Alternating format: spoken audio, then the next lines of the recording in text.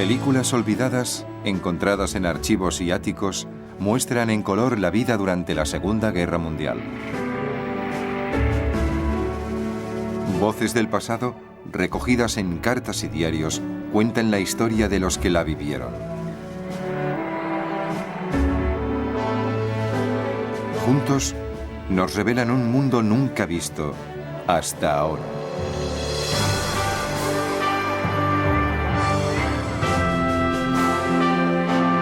La guerra en color, la historia canadiense. Llamada al deber. Cada día, un flujo constante de suministros sale del activo puerto de Halifax. Los cargamentos se dirigen a Gran Bretaña y llevan aceite, alimentos y productos industriales. Sin el flujo de estos suministros esenciales, sencillamente no se puede ganar la guerra. Se hace todo lo posible para proteger la valiosa carga con el fin de que llegue a los aliados en ultramar. Por ese motivo, la base naval de Halifax, en Nueva Escocia, es el primer establecimiento militar en Norteamérica protegido por radar. Paul-Émile Lapointe, de Quebec. Nos llaman al muelle. El corazón se me sale por la boca. He hablado con la Virgen Santa y me ha dado valor. En alta mar, los submarinos alemanes, invisibles desde la superficie, amenazan todos los cargamentos. Desde septiembre de 1939 a mayo de 1945, se pierden más de 2.000 barcos aliados y 40.000 marineros en el Atlántico Norte.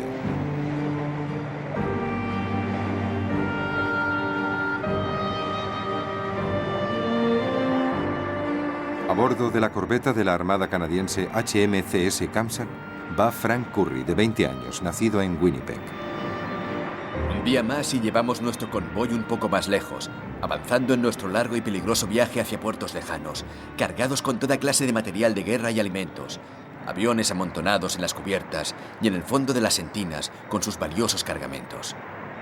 No hay rastro de submarinos por estos alrededores, pero nunca se sabe cuándo lo inesperado traerá la desgracia a nuestro grupo. En una tranquila mañana de julio, un equipo de filmación de Hollywood que rodaba una película de guerra a bordo del HMCS Restigouche se encuentra en medio de un auténtico ataque alemán. Mientras en el cielo la Luftwaffe suelta una ráfaga, alguien del equipo de filmación capta el suceso con su propia cámara. El barco de guerra canadiense contraataca y levanta una cortina de humo. Después de una breve escaramuza que parece durar un siglo, el Restigouche, su tripulación y el equipo de filmación de Hollywood escapan ilesos. Al Restigouche, apodado el Oxidado, aún le quedaban por ver muchas otras operaciones de escolta y de rescate hasta el final de la guerra.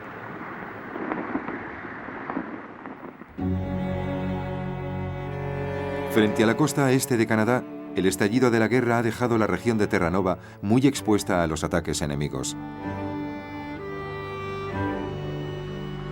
Gran Bretaña está demasiado lejos para defender bien su antigua colonia. En respuesta, Canadá empieza a estacionar tropas y aviones en la isla y a patrullar las aguas circundantes. En septiembre de 1940, los Estados Unidos aceptan suministrar a Gran Bretaña 50 destructores norteamericanos a cambio del derecho de establecer bases en Terranova.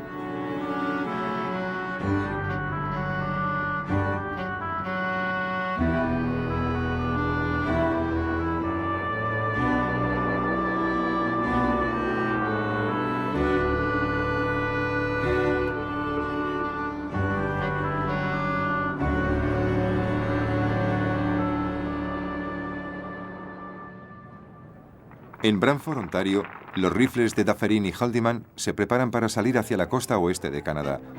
Algunos de estos chicos de Brantford no han salido nunca de su pueblo, y para ellos, Nanaimo promete ser tan exótico como la luna.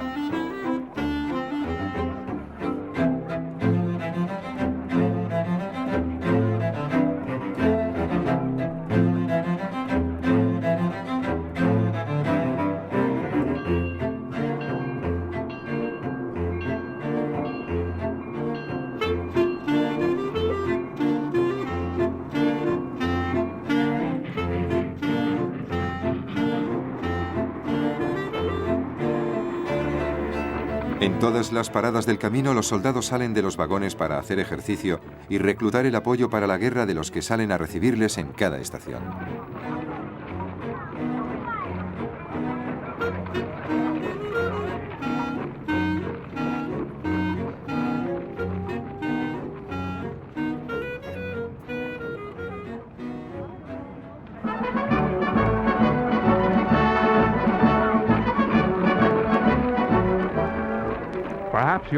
Tal vez su casa esté cerca de un campamento y tal vez, durante los últimos 3 años, haya visto pasar frente a su casa, uno tras otro, los escuadrones de soldados haciendo la instrucción, pateando el polvo en verano y hundiéndose en la nieve en invierno.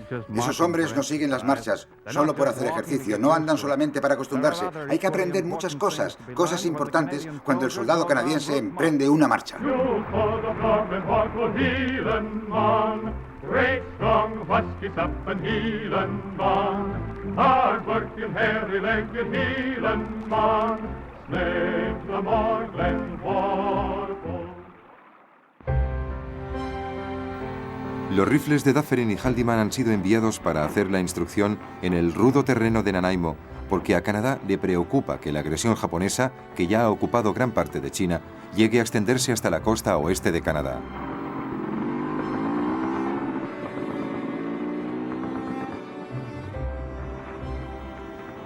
En los fríos y remotos bosques de la isla de Vancouver, los rifles de Dufferin y Haldimand prueban por primera vez lo que sería una batalla en tierra con los invasores japoneses.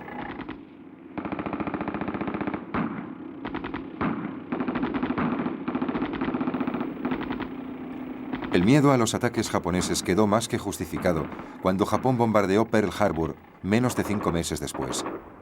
En ese mismo mes invadieron Hong Kong, matando o hiriendo a unos 800 soldados canadienses de los casi 2000 que habían llegado para reforzar las defensas. El resto caen prisioneros.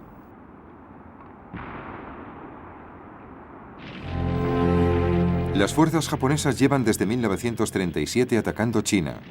La población está herida y bañada en sangre.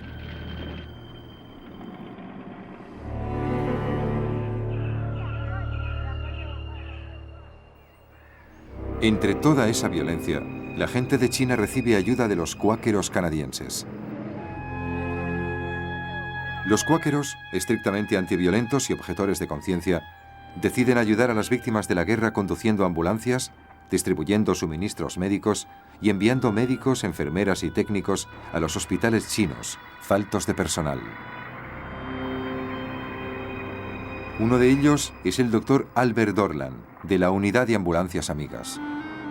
Es muy gracioso ver lo bien que nos llevamos los pacifistas con el ejército en el campo de batalla. Me temo que algunos de los civiles de nuestro país, tan críticos y contrarios en nuestro punto de vista, se enfadarían mucho si lo vieran. He visto que la unidad de ambulancias tiene muy buena fama en China, y todos los militares que he conocido, desde soldados a coroneles, se esfuerzan mucho por ayudarnos siempre que pueden, llevándonos en camiones del ejército, transportándonos en aviones, dejándonos usar las instalaciones del campamento para que podamos llevar a cabo nuestro trabajo.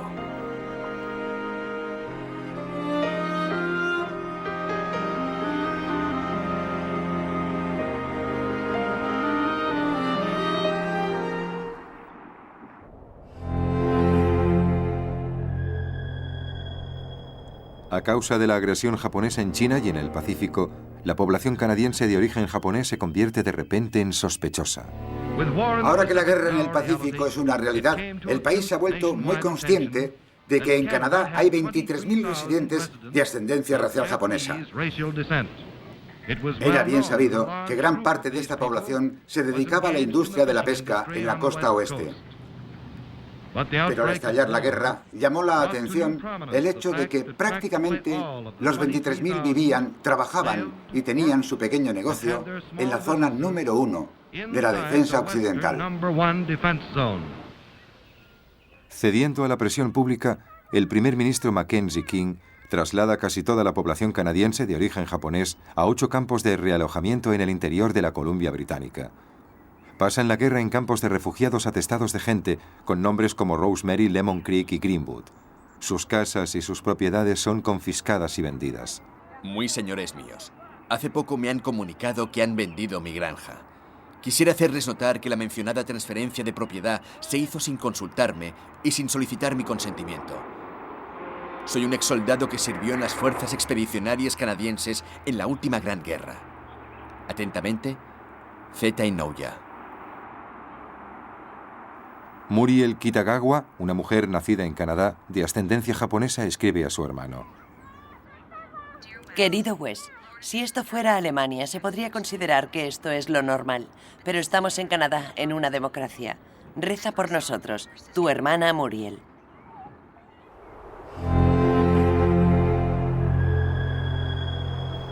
La preocupación por la seguridad de Canadá va en aumento a medida que los ataques japoneses van acercándose a Norteamérica. En junio de 1942, Japón ha conquistado Kiska y Attu, 2 islas frente a las costas de Alaska. Aislada y vulnerable, Alaska necesita suministros y refuerzos militares esenciales para defenderse. Para trasladar esos refuerzos, los Estados Unidos, con el consentimiento de Canadá, empiezan a construir una autopista que llegará desde Dawson Creek, en la Columbia Británica, a Fairbanks, en Alaska. Poema del sargento Troy Hayes, jefe de organización de camiones de la Unidad 477. La autopista de Alaska, con sus curvas aquí y allá, me hacen dudar. Si el imbécil que la planeó está condenado o se va a condenar. Casi 20.000 civiles y militares norteamericanos se abren camino a través de 2.500 kilómetros de selva virgen en el norte. Más o menos la misma distancia que desde Winnipeg a Montreal. Carta de Sidney Bratil del Batallón Topográfico 648 del Cuerpo de Ingenieros del Ejército de los Estados Unidos. Unos cuantos hombres más han caído enfermos de ictericia y unos cuantos andan por los bosques perdidos. Dios mío, sería horrible estar solo en medio de esta selva. Carta del soldado Harry H. Spiegel del Batallón Topográfico 648. A pesar de las frías noches, con una buena fogata, un buen colchón de ramas frescas para echar nuestros sacos de dormir y cubiertos con las tiendas protectoras, hemos dormido bien. Seguro que hay muchos osos, porque casi todos los árboles tienen marcas de arañazos. En las condiciones más difíciles que se puedan imaginar, la autopista de Alaska se completa en solo 8 meses.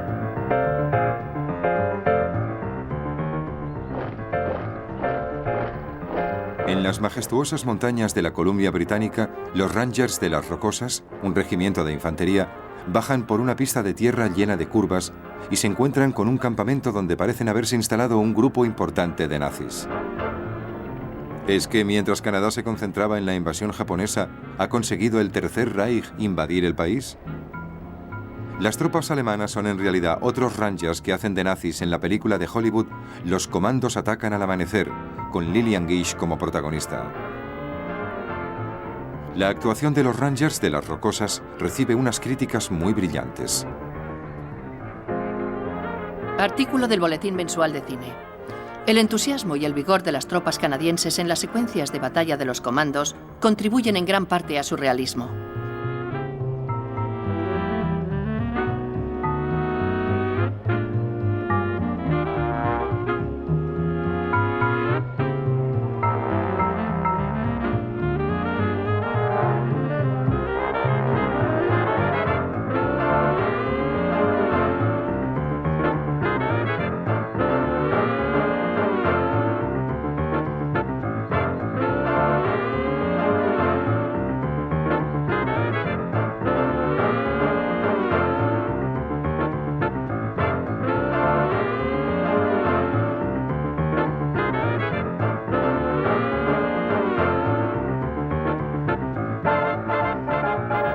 A menos de 900 kilómetros al sur, se pone en marcha otro proyecto conjunto de los Estados Unidos y Canadá, mucho más serio, la primera Fuerza Especial de Servicio, conocida luego como la Brigada del Diablo. Formada por hombres de ambos lados de la frontera, esta fuerza de élite especial se somete a un programa de instrucción muy riguroso. Como los cascos de paracaidistas aún no están disponibles, los soldados usan cascos de rugby. Uno de los que siguieron el programa de instrucción fue Tom O'Brien, de Toronto. Hola, papá. He llegado hoy a mediodía. Aquí todo está genial. Este ejército está a unos 20 años por delante del canadiense. Si consigo aprobar el curso, papá, seré el tipo más duro a este lado de Toronto. porque aquí te enseñan todos los sistemas de lucha y las reglas del Marqués de Queensbury no significan nada. Nuestro comandante dice que los comandos son unas nenas comparados con los paracaidistas. Recuerdos a toda la familia, Tom.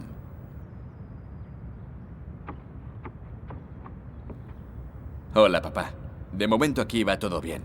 Pero qué duro es esto. De 9 a 10, ejercicios con 2 lanzamientos desde lo que llaman aviones de pega. Son simplemente réplicas de aviones y tienes que saltar con la puerta abierta. Mira, papá, cuando he subido hoy y he mirado desde la puerta a 300 metros de altura, no diré ni una palabra. Cuando recibas esto, ¿seré un paracaidista o no? Muchos recuerdos, Tom.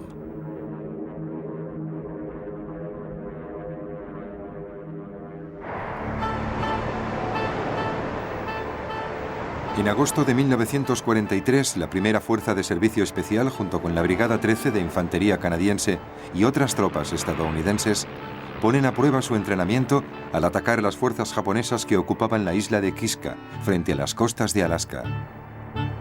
Casi 30.000 soldados estadounidenses y 5.300 canadienses, todos con los mismos uniformes, preparados para la actuación.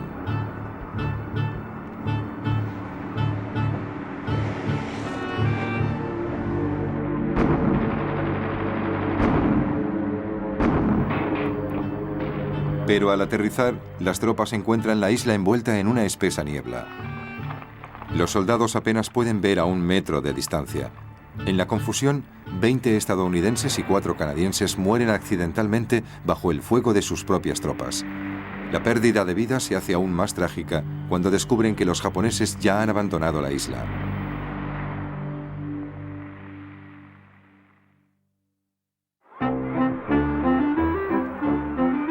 En medio de la preocupación constante por los seres queridos que viven o están sirviendo en ultramar, algunos roban unas horas preciosas para evadirse en la Exposición Nacional Canadiense de Toronto.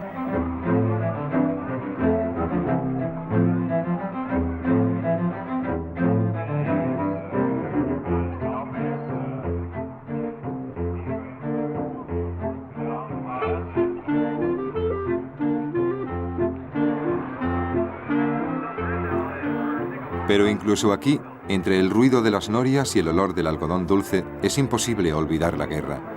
En el pabellón de la CNE, Canadá muestra su creciente producción de máquinas de guerra destinadas a los campos de batalla europeos.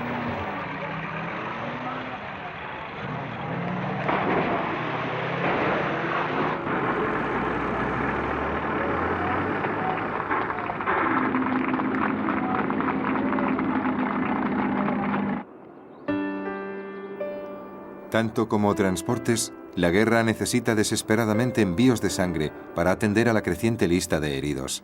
En Montreal, el vendedor de muebles Percy Jacobson visita algo que no existía en la guerra anterior: una clínica para donantes de sangre. Cualquier cosa que se salga de la rutina me gusta. Hoy he vuelto a la clínica de donantes de sangre y me ha encantado comprobar que podía donar 300 centímetros cúbicos. La última vez solo pude donar 180 centímetros cúbicos y me llevé una gran decepción. Casi no valía la pena. Luego no me sentí bien y el doctor me aconsejó que lo dejara por un tiempo. En cambio, hoy me encuentro muy bien. He disfrutado con la experiencia. Nos han dado un café muy bueno a los donantes y unos bollos estupendos. Percy Jacobson solo puede esperar que su hijo Joe, que está sirviendo en ultramar, no necesite su donación. En el curso de la guerra, las clínicas de donantes de sangre canadienses envían más de 2,5 millones de frascos de sangre a ultramar.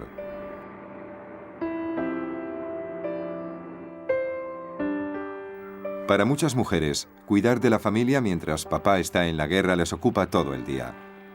A pesar de todo, consiguen encontrar tiempo libre para contribuir a los esfuerzos de la guerra de otras formas.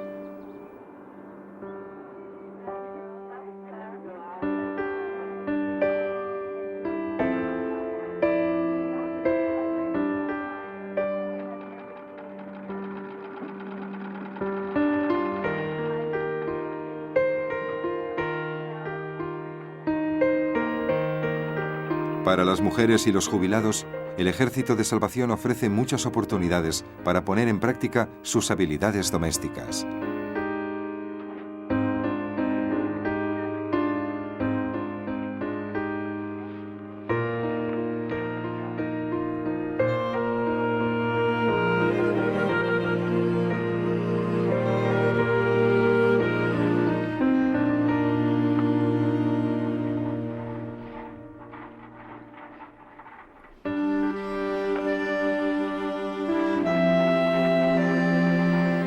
Pero se necesita mucho más que tejer y coser para ganar la guerra, y miles de mujeres ocupan puestos de trabajo en las fábricas de guerra.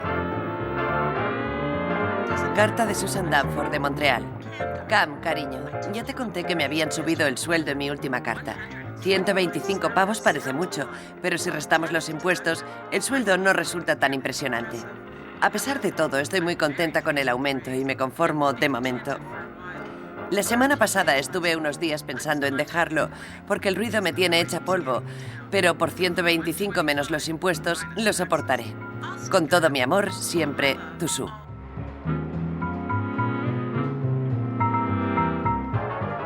Cientos de fábricas de guerra que antes zumbaban produciendo coches, hornos y cochecitos de bebé, ahora solo fabrican cosas que puedan usarse para ganar la guerra.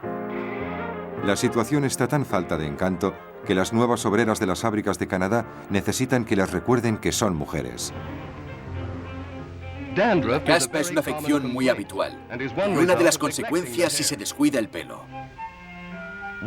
Lávese el pelo muy bien cada 2 o 3 semanas.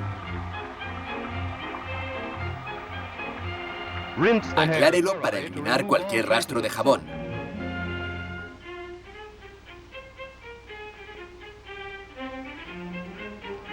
Peínese bien cada día. En Manitoba, además de producir bombas, uniformes, aviones y otros suministros de guerra, los obreros envasan spork, una carne procesada y enlatada destinada a los comedores de las tropas que están sirviendo en ultramar. Gunda Lambton, una recién llegada a Canadá que trabaja en la English Plan de Toronto, escribe en su diario: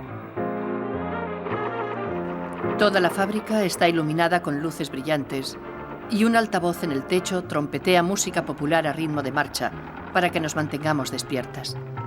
Desvelada y agotada, cuando salimos de madrugada de la fábrica antes del amanecer, casi tengo alucinaciones.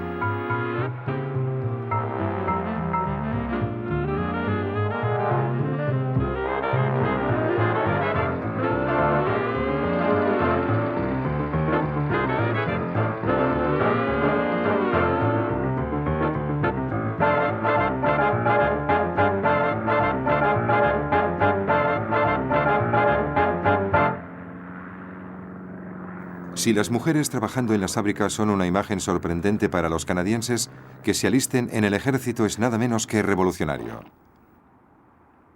Carta de Mary Hawkins Bush, de la RCAF. Nunca ha habido chicas más felices y orgullosas que nosotras en el mundo. El hecho de que Canadá piense que somos lo bastante útiles como para mandarnos a Inglaterra me emociona. No sé lo que habré hecho para merecer tanta suerte, cuando hay tantas otras que llevan mucho tiempo deseando ir. ¿Te dije lo que estaba haciendo cuando me dieron la noticia? Me estaba cosiendo las insignias en uno de los uniformes, aparentando tranquilidad. Resulta que me había cosido las mangas y no podía ponerme la chaqueta. Esto es la CBC informando desde Londres. Y la locutora que oirán a continuación es Marian McPherson, editora de la revista femenina canadiense Chatelaine. Y está especialmente interesada en la labor y en el bienestar de las chicas canadienses que sirven en ultramar con el ejército. No sé absolutamente nada del intrincado engranaje de las operaciones aéreas, ni de las salas de cifrado, ni de transportes militares, pero sí reconozco a una canadiense feliz cuando la veo. En estas últimas semanas he visto cientos. Los que os habéis quedado en casa podéis estar orgullosos de ellas. Están llevando a cabo una labor esencial en esta guerra, que en muchos casos es monótona y agotadora, y la realizan con el mismo espíritu y dedicación que demuestran nuestros soldados.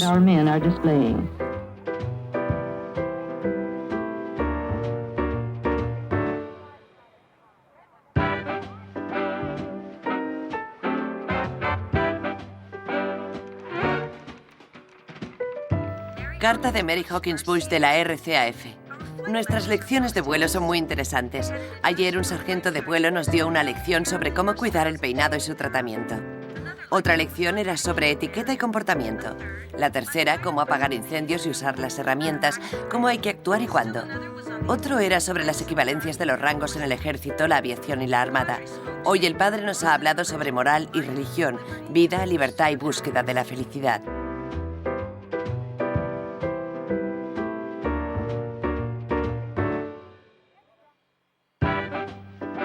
Carta del oficial de vuelo James Baker, de la RCAF.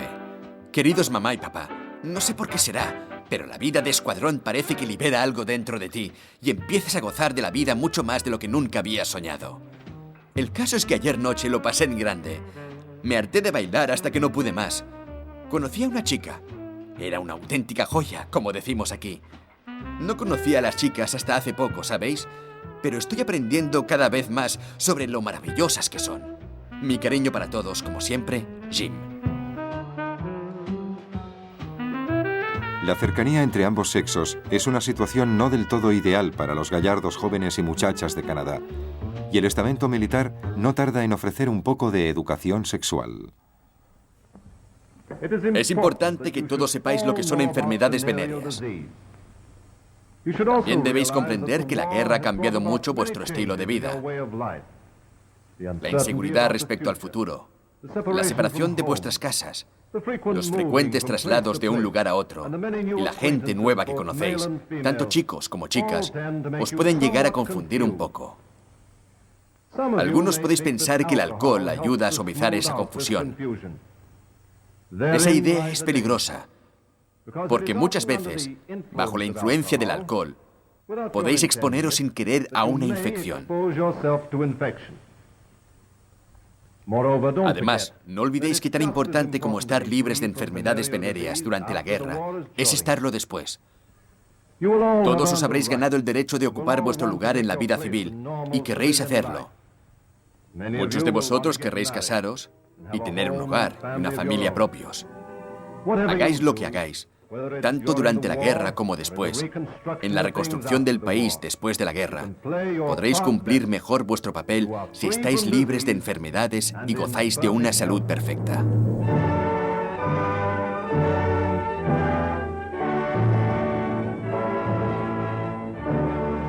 Pero no todos olvidan las promesas hechas a sus novias, y para esos, la ausencia les hace aún más enamorados. Carta del domingo 23 de febrero de 1941. Querida Fernández, esta tarde he salido a pasear junto al mar y mirando el lejano horizonte me imaginaba ver mi amado Montreal y aún más importante, me imaginaba verte a ti. Me recordé a mí mismo que los buenos tiempos volverían pronto y cuando vuelvan no habrá nada que pueda impedir que dos personas que se quieren tanto hagan realidad lo que hasta ahora ha sido solo un hermoso sueño. Adiós, mi amor. Leo. Las cámaras domésticas y las cartas se convierten en medios para conservar los momentos que se han vivido por separado. Elizabeth Brenton conserva estas imágenes para su marido John entre las hojas del tiempo. Hola, cariño. Hoy te echaba tanto de menos que se me llenaban los ojos de lágrimas. Creo que has ido ver a tantos marineros. Hoy parece que estaban en el cambio de clase y había un montón de uniformes andando por ahí. Pero los miraba a todos y estoy segura de que pensaba en ti. Con todo mi amor, Lisa. Querida esposa mía, cómo me gustaría poder llamarte y escuchar tu voz. Cuando veo un gran lago extenderse en la distancia, con colinas al fondo entre la niebla del crepúsculo, mostrando solo vagamente su contorno, es cuando pienso más en ti, mi amor. Y entonces hablamos de la belleza de todo.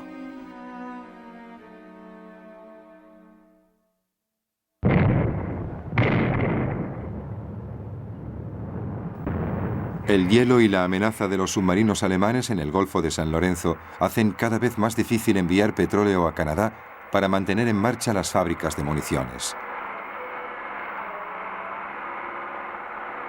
La solución se encuentra en los escarpados valles de New Hampshire y las colinas de granito de Maine.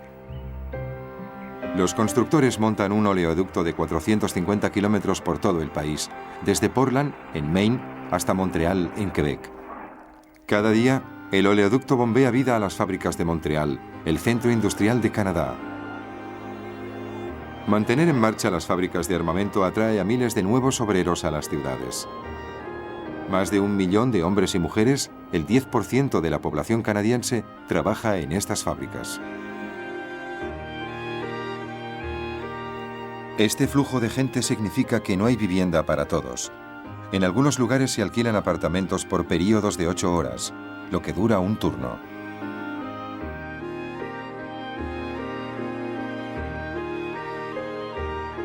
Para enfrentarse a la crisis, la Oficina de Alojamientos de Guerra construye edificios comunitarios en todas las ciudades de Canadá.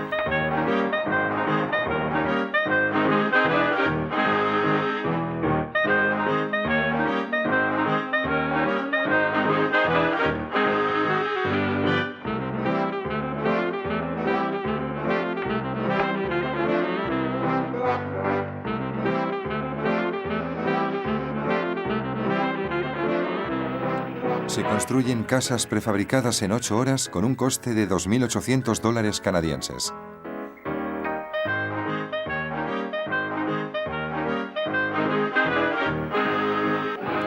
Desde que los océanos del mundo se han convertido en campos de batalla, los productos como la gasolina, la goma y el acero andan escasos. Los canadienses tienen que limitar el uso de sus adorados coches. Carta de la señora Rich de Toronto, Ontario. Creo que pronto nos quitarán el cupón de gasolina. Lo voy a sentir mucho, la verdad, porque estamos bastante lejos de los tranvías. Y mi marido dice que cuando llega ya no le vale la pena pagar el billete desde allí hasta su trabajo y que prefiere andar. Pero es demasiado duro para él, ya que se pasa todo el día en pie. De todas maneras, si va a servir para que ganemos la guerra, colaboraremos con alegría o moriremos en el intento. La escasez de materias primas obliga a hacer rondas de reciclaje por todo el país. Se recogen neumáticos viejos para los usos de la guerra. La grasa y los huesos se necesitan para hacer bombas y explosivos. El ama de casa colabora. Guardamos las botellas viejas y las bolsas también. Guardamos la ropa vieja y los zapatos de piel. Guardamos guantes de cuero para las chaquetas de abrigo. Yo no malgasto la lana por si la necesito. Las amas de casa no tiran nada, guardan todo lo que ven. Todo lo conservan. La luz del día también. La comida también anda escasa y los canadienses deben racionar lo que tienen. Carta de Helen Lambert. Ahora casi todo es difícil de conseguir. Es casi imposible comprar leña para el fuego, incluso en este país. Cuesta conseguir miel. Muy pocas tiendas tienen mermeladas en los estantes. En una gran tienda A&P el sábado pasado las galletas sencillamente no existían. Se lo pregunté al tendero y se rió de mí. Tendrá que venir en jueves si quiere galletas, señora. No caliente demasiado la plancha, ahorre electricidad. La fábrica de aviones que tiene al lado necesita la energía que usted derrocha. Las familias de Ontario, sin saberlo, pueden estar ayudando al enemigo gastando electricidad innecesariamente. Pero juntando todos los muebles en el comedor, se consigue que una lámpara haga el trabajo de 3. A los canadienses también se les pide que usen los patios traseros para ayudar. Tanto en el campo como en la ciudad, la gente planta jardines de la Victoria para cultivar alimentos para sus familias, sus amigos y sus vecinos. Al poder contar con los jardines de la Victoria, Canadá puede enviar más suministros a los hombres y mujeres que sirven en ultramar. Carta de la señora R. Rhys de Toronto, Ontario. Me da mucha rabia oír cómo la gente se queja. Parece que se vayan a morir de hambre. A algunos les convendría. Mejor que no empiece o me darás un rapapolvo, pero es que da mucha rabia cuando la gente protesta, cuando se le pide que renuncie a lo más mínimo. En todas las escuelas de Canadá, las necesidades de la guerra pesan sobre la juventud del país. Los miembros del cuerpo de cadetes del ejército canadiense realizan simulacros y ejercicios de entrenamiento físico bajo las órdenes de los profesores que actúan como oficiales. Muchos de estos chicos de 14 años para arriba saben que tal vez pronto tengan que cambiar los ejercicios por los campos de batalla de Europa. Los miembros del cuerpo de cadetes no son los únicos. Al principio de la guerra, Canadá establece la Liga de Cadetes Aéreos de Canadá y los cadetes de la Armada. Durante la Segunda Guerra Mundial, casi 230.000 cadetes de la Armada, del Ejército y de la Aviación pasan a servir en el ejército canadiense.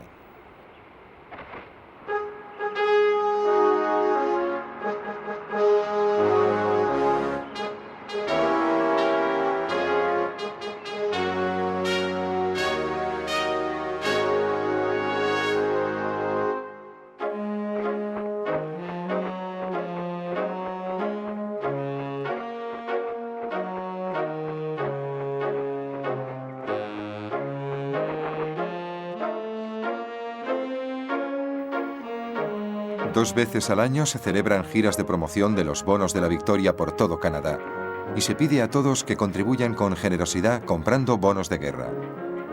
A lo largo del conflicto, las giras de la victoria recaudan 880.000 millones de dólares canadienses, lo que representa una media de $800 por cada hombre, mujer y niño de Canadá.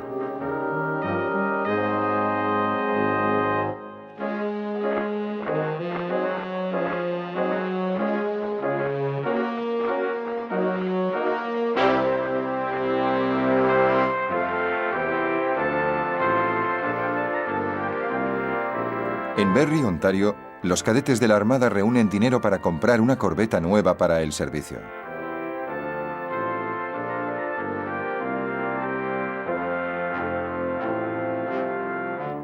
En Quebec también se apoya generosamente las giras de los bonos.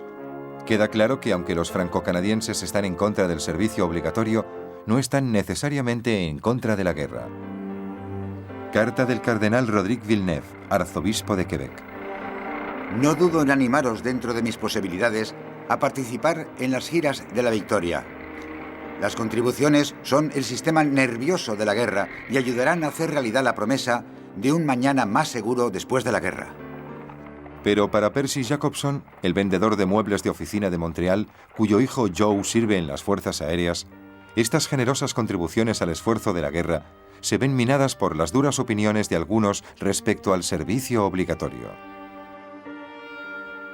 Un tal Pinsonol le dijo a mi socio que no pensaba votar sí en el referéndum, porque los judíos no hacían nada en la guerra.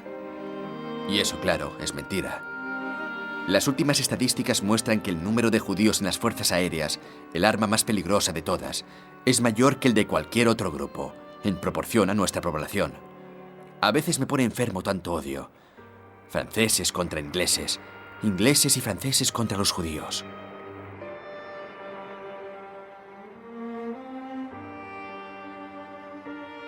El 27 de abril de 1942, los canadienses, desde la Columbia Británica al Cabo Breton, deben votar si el gobierno debería enviar soldados que cumplan el servicio militar obligatorio a ultramar. El 80% de los franco-canadienses votan que no. El 80% de los canadienses anglófonos votan que sí. El resultado abre aún más la brecha entre el Canadá francés y el inglés. Las noticias sobre el referéndum nacional atraviesan las colinas de la campiña inglesa y llegan al campamento del 48 de Highlanders de Canadá. Jordi Peel, de Toronto, escribe a su hermana dándole instrucciones estrictas para sus hermanos, que aún están sirviendo en Canadá. Quiero que le dejes claro que está muy bien que se prepare y se ponga en forma para la Guardia Nacional, pero nada más. Los políticos de nuestro país no tienen agallas para hacer que se alisten los que debieran y el resultado es que hay demasiados soldados veteranos en el ejército. Él tiene 36 años y hay un montón de hombres aún en Canadá en edad militar. Le dejé en Canadá para que se ocupara de defender nuestro país. No olvides decirle lo que pienso y eso es lo que piensan el 90% de los chicos que están en ultramar.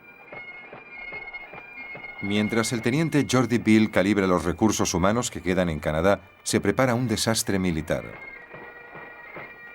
En un campamento de Inglaterra, el regimiento de Calgary pasa una revista antes de prepararse para cumplir un desafortunado papel en un ataque sobre la ciudad de Dieppe, en Francia, ocupada por los alemanes. Ninguno de los que esperan en el campo sabe lo mal que se ha planeado la operación. Ninguno tiene la menor idea de que en ese ataque de un solo día morirán más de 800 soldados canadienses. Es la mayor lista de bajas canadienses en un solo día de toda la guerra. Carta del regimiento de Calgary. Querido papá, cuando te llegue esta nota, el ataque a Dieppe estará olvidado para la mayoría de la gente, pero nosotros no lo olvidaremos. Las heridas seguirán frescas en los pueblos de la Precht durante generaciones. En otra carta te hablé de un chico que estaba comprometido con una señorita que vive encima de la tienda de la señora Stewart. Bueno, el pobre Tanner no consiguió volver a casa.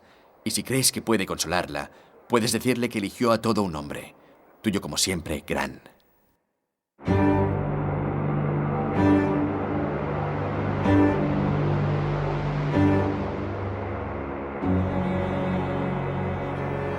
El comando del ferry de las fuerzas aéreas es para la aviación lo que los convoyes son para la Armada.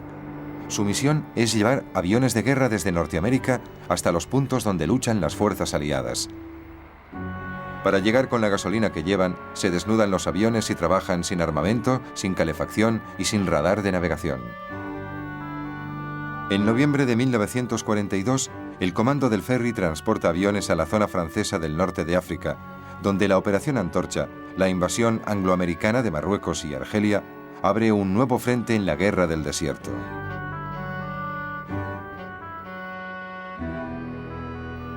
Uno de los que sirven en el norte de África es Paul-Émile Lapointe, de Saint-Eleuthère, en Quebec. Te interesará saber que he visitado casi toda África. Para empezar, la he cruzado toda en un caza. Ha sido un viaje fantástico. Lo he atravesado todo.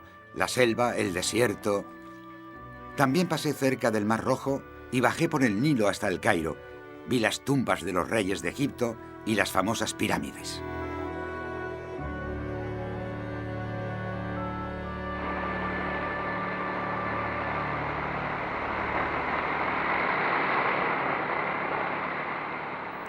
Los chicos canadienses criados sobre lagos helados y apartando nieve de las puertas se encuentran ahora metidos hasta las rodillas en arena y boñigas de camello.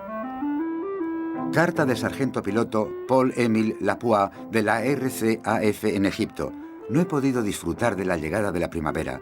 Lo único que hay aquí es la arena que se mete por todas partes y las moscas que no tienen ningún respeto por los seres humanos. Volar en mi Spitfire es mi pasatiempo favorito, de largo. Carta del sargento George McCool, de la RCAF en Egipto. Queridos mamá y papá, ayer conocí a un artillero de Ottawa que vino en el barco conmigo. Y cómo nos emborrachamos. Fue mi primera borrachera en Egipto. He dejado la cerveza porque me hace sudar, George.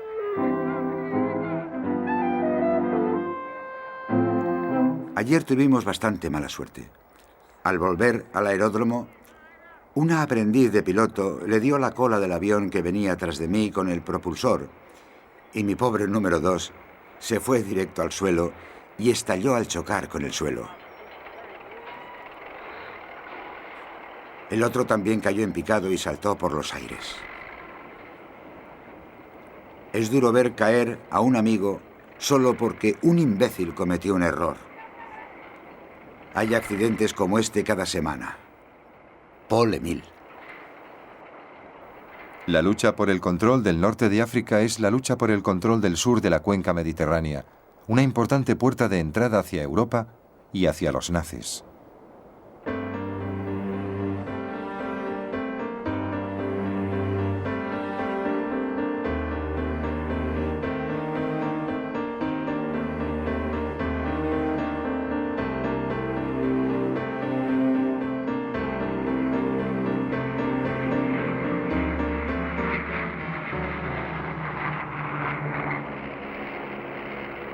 La batalla por el control del norte de África termina de forma victoriosa, como lo describe Lorne Greene, de Canadá. Hoy la bandera de Inglaterra y la de los Estados Unidos ondean sobre las humeantes ciudades de Túnez y de Bizeta. Las defensas se han rendido después de una tremenda ofensiva de 36 horas, llevada a cabo por el cuerpo norteamericano y el primer ejército británico. Durante el día los norteamericanos han avanzado 14 kilómetros y los británicos 22. La ofensiva angloamericana ha sido perfectamente sincronizada. El control aliado del norte de África llevará a los canadienses a su primera campaña militar sostenida en toda la guerra, atravesando Sicilia y subiendo por la bota de Italia. El norte de África no es el único lugar exótico donde se encuentran soldados canadienses.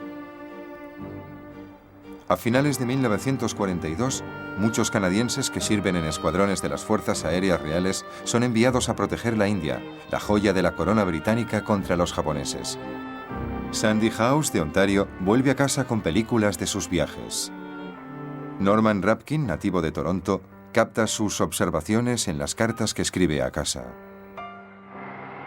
Querido Yenke, estoy tan lejos de casa como se puede estar. No se está mal en la India, pero desde luego acumulas nuevas experiencias cuando viajas a Oriente. Es el paraíso de los fotógrafos. Las mujeres lo cargan todo en la cabeza. Los hombres andan con camisetas tailandesas que les cuelgan y usan bueyes en vez de caballos. La gente corriente vive de forma muy precaria. Ves grandes familias viviendo en 1 o 2 habitaciones, sin agua corriente y comiendo solo arroz. En cuanto a mí, me encuentro muy bien y me lo tomo todo lo mejor que puedo. Es muy difícil conseguir cerveza y de mujeres ni hablar. Recuerdos, Norman.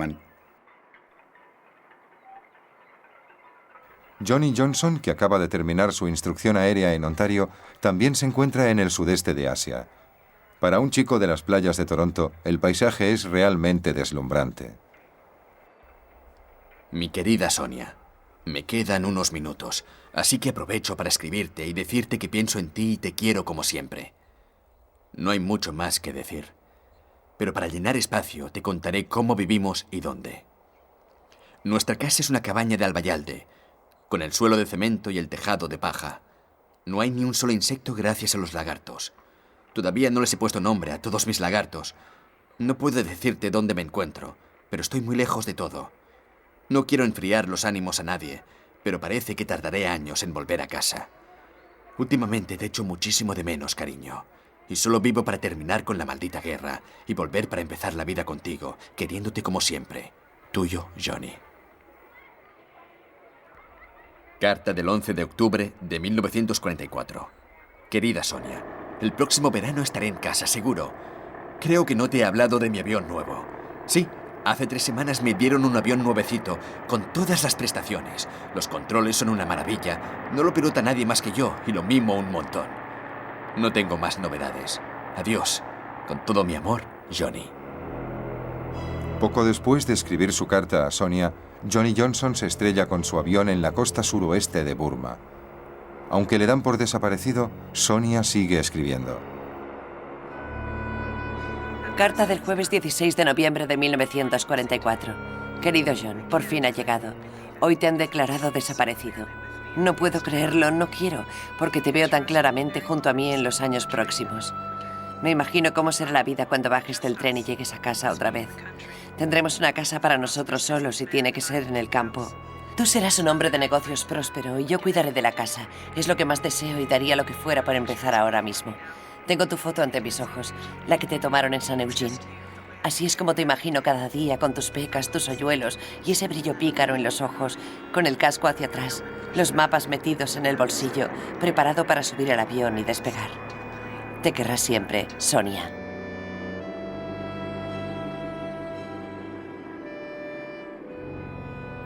El cuerpo de Johnny Johnson nunca se recuperó.